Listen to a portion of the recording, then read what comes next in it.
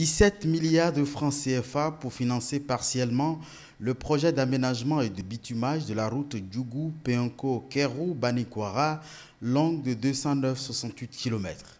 Le feu vert pour la mobilisation de cet argent a été donné au gouvernement par les députés avec le vote à l'unanimité ce mercredi en session extraordinaire du projet de loi portant autorisation de ratification de l'accord de prêt signé à Lomé au Togo le 16 juillet dernier entre le Bénin et la BOAD, la Banque ouest-africaine de développement. L'axe permet de relier 3 départements du septentrion. Une nouvelle qui réjouit les députés, même s'ils auraient souhaité voir le projet s'étendre à d'autres axes de cette partie du pays. Il n'y a aucune voie bitumée qui rentre dans la commune de Kouané. On a tendance à toujours penser aux grands projets. Je ne sais pas si vous savez que la commune d'Alada est à 50 mètres de la commune de Bopa. Il suffit de 50 mètres de pont sur le fleuve Koufo à Djidjouzou pour quitter Alada et rentrer dans la commune de Bopa.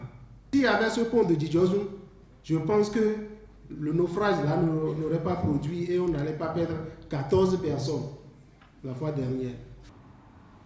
La route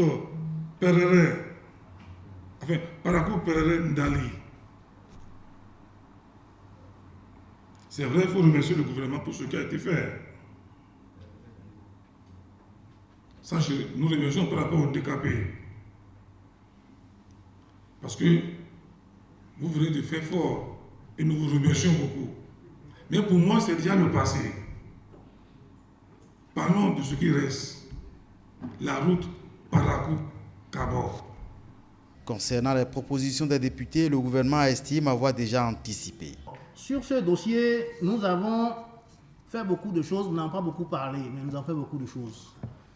Nous avons réalisé les études. Il y a un consultant qui a été recruté et qui a complètement fait les études sur Kota Kwandé Peunko. Il y a une transversale qui nous tient à cœur.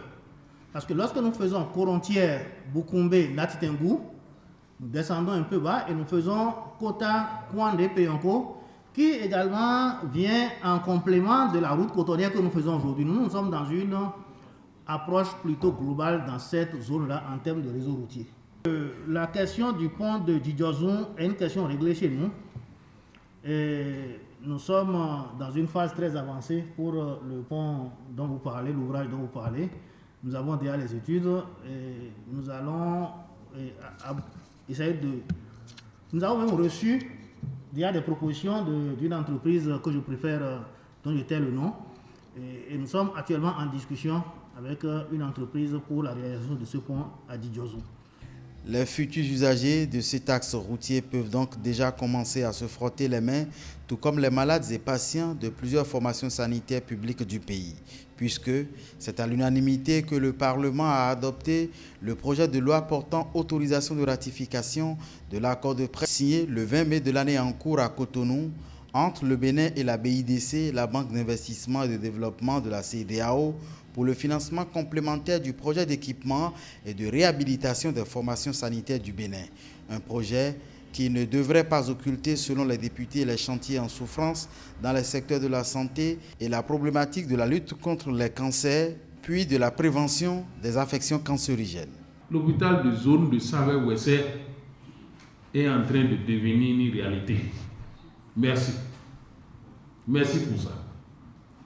Je voudrais que le ministre nous dise, parce que c'est vrai, on a rattrapé ce dossier-là grâce au gouvernement de la rupture, qu'on a rattrapé ce dossier et on nous a donné un moratoire de 3 ans, de 2016 à 2019.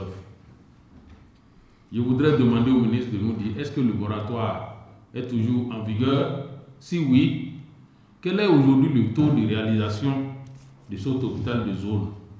Est-ce qu'on pourra respecter ce moratoire ou bien des dispositions sont prises par rapport au retard? Je veux parler d'un mal qui fait parler de lui ces derniers temps. Je parle du cancer sous différentes formes, de sein, de l'utérus.